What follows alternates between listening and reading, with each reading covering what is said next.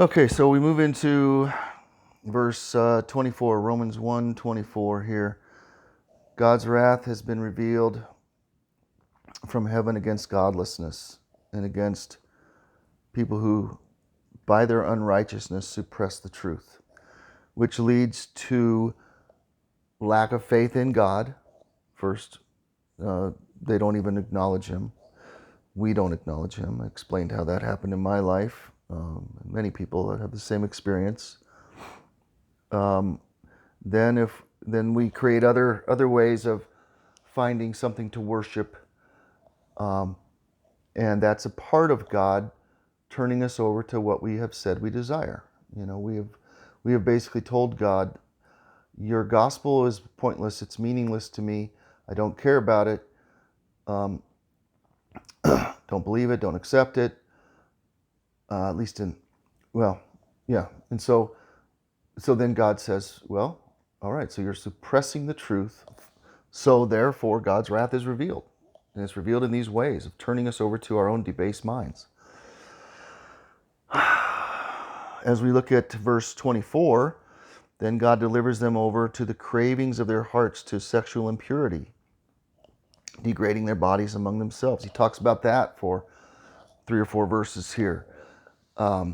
So as we move from not believing in God, don't acknowledge that this world was created by Him, then start to worship other beings and other things and other people as and images of people, and probably romanticizing the potential for relationships with people would be a form of that even.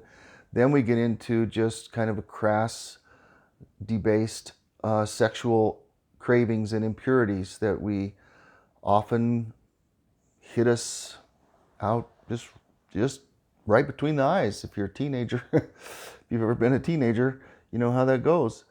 And we have, if we don't have a foundation of grace through faith and trust in Jesus, and I'm not saying this is a magic bullet. Don't take this as, oh, if only you have the magic bullet of believing the gospel, you'll never struggle with that stuff. I don't claim to understand all of this, but I'm just telling you what I'm seeing here as I read.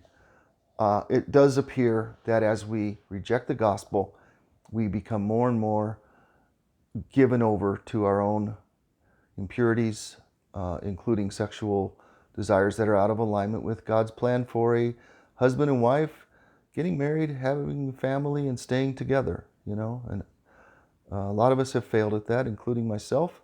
So I'm not saying this as a way of judgment. I'm just saying as we do not allow the gospel to penetrate our heart and transform our thinking and to cast down those high things that Paul mentioned in 2 Corinthians 10, verse 5, those lofty thoughts that I can do this, I got it, I think when we look at the gospel as something that God has done one time, tapped us with the magic wand, said, you're now righteous, you get to go to heaven now, and we go, oh, good, that's nice to get that out of the way. I do want to be a Christian, so if I didn't believe, I can't be saved. You do have to have some sort of faith, but I don't think we understand the depth of faith that God wants. I'm going to go back to this verse 17 again. God's righteousness is revealed in the gospel. In the gospel, God's righteousness is revealed from faith to faith. Just as it is written, the righteous will live by faith.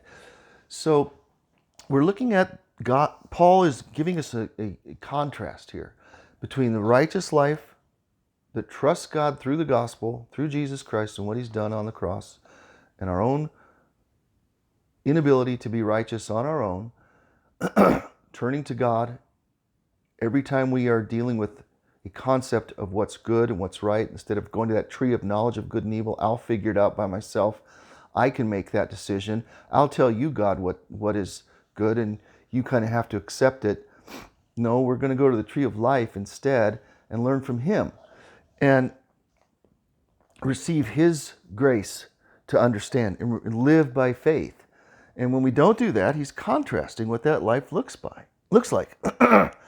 And like I just said, he gets into sexual depravity, And then it says, because this is verse 28, because they did not think it worthwhile to acknowledge God, God delivered them over to a worthless mind. So it gets even worse, to the point where our mind is literally worthless for righteousness.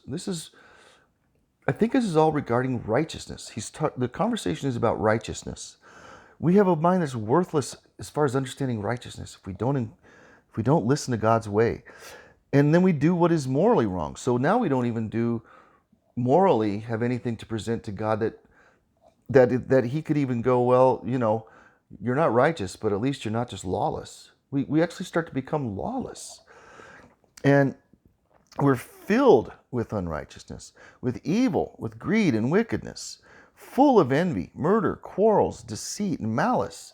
When we're just upset with other people, we're constantly at odds, we're constantly irritated, constantly frustrated.